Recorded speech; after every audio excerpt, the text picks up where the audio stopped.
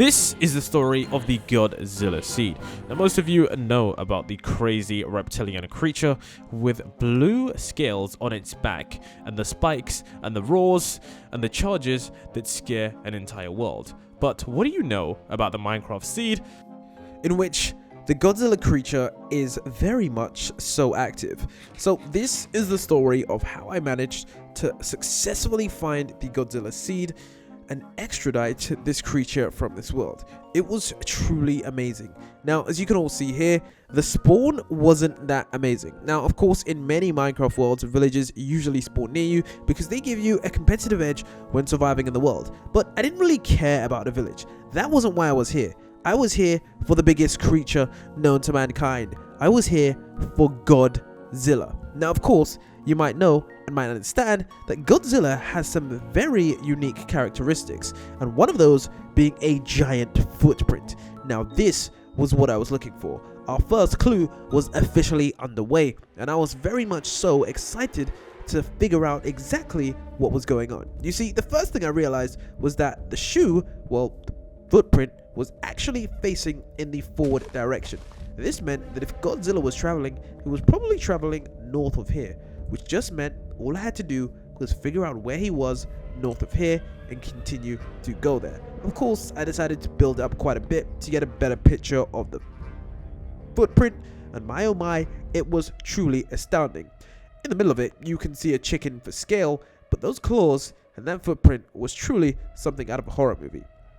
So what we now needed to do was to figure out exactly where Godzilla was. Now, of course, as you can all see, the footsteps clearly led in the forward direction to the north. Now, I was a little bit scared because I didn't really want to, bump into any Godzilla. And as you could already see by the background, it was clear that Godzilla was somehow there. Now, I wasn't exactly sure what kind of Godzilla it was because, trust me, Godzilla is a scary, scary creature, and you don't want to bump into him, especially at night. You see, Godzilla is one of those creatures that is quite neutral. If you hurt him, he'll hurt you back, but if you leave him alone, he'll leave you alone too. So that's why this video was truly scary, because I didn't know if I was going into uncharted territory. Was Godzilla somewhere where he didn't want people to be? Was he somewhere where I wasn't supposed to be and I'm gonna be? I honestly had no idea whatsoever. So as you guys can see, what was also interesting was I managed to come across to a scientist nearby, and the scientist nearby actually managed to give me some very key information when it came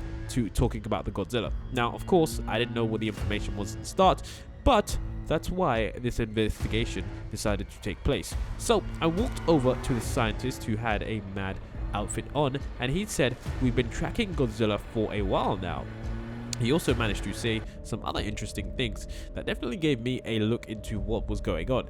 He also persisted to say there's a location north of here that you should head to. And as you guys can see, like I said before, north of here was exactly where I was headed to.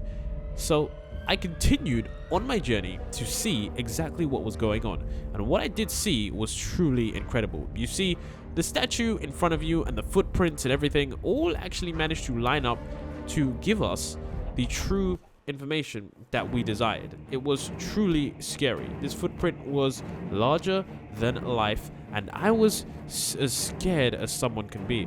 So, of course, I decided to persist, and of course, by my render distance, I realized that I was on the perfect track. Now, what we did actually see was a huge structure of Godzilla. It wasn't actually Godzilla himself, but it was definitely a very strange structure. You see, this Minecraft world wasn't like any other ones. You see, in the normal Minecraft world, you might see a structure or the character somewhere nearby, but this was completely different.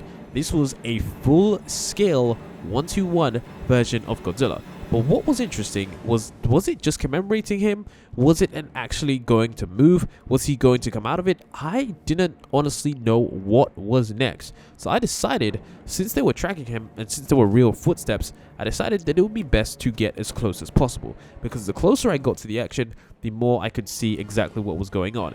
And that's when I saw the army nearby. And it was crazy. There was an army, some kind of team that had a fully armored actual army. And this was crazy because what they were doing was truly outstanding. It seemed as if they were guarding Godzilla. Maybe they realized that Godzilla was a creature that didn't want to be attacked or was in a slumber, but either way, this was truly outstanding. They were all there in their military formation and their military outfits, equipped with the latest weaponry and gadgets to make sure Godzilla wasn't crazy. And even as I approached one, I received a stern "do not enter." Of course, you know me, they said do not pass the iron fence, but I took that as a liberty because that was something that I didn't want to do. As I looked at their weapons, I realized that they definitely meant business, and they kept saying that this was a restricted area. So of course I had no option but to sneak past the guards, because if I wanted to explore further, there was going to have to be some kind of way for me to get inside. Now, of course, I could have done this in many different ways. I could have flown over the top, I could have dug underneath, but I realized that there is one way for me to get inside there. Now, I wasn't sure if it was going to work at first, but I decided to break these blocks, and I managed to find some secret underground tunnel. Now, I wasn't sure why this was built, but it did actually help me get much closer to Godzilla. You see, this statue actually held a lot more than you realize, and what you're about to see is truly something amazing. So, was the part where I managed to dig underneath. Now, of course, as you guys can see here, when I was digging, I truly didn't believe that I was actually going to make it all the way underneath.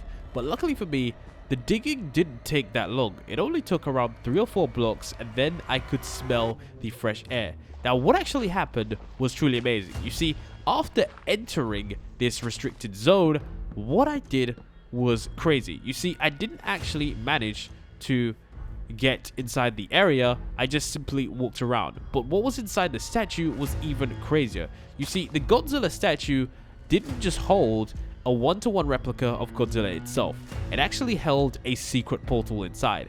And inside that secret portal, it led you to a completely new dimension. So this dimension was pretty easy to follow. All I had to do once I was on the Godzilla statue was to follow the simple trail of redstone. Once I followed the simple trail of redstone, it led me to this small opening inside the hatch. And once inside the hatch, I found myself this portal. It was strange because the color of it didn't even seem like it was from this world. And that's how I knew this was definitely some strange seed after all.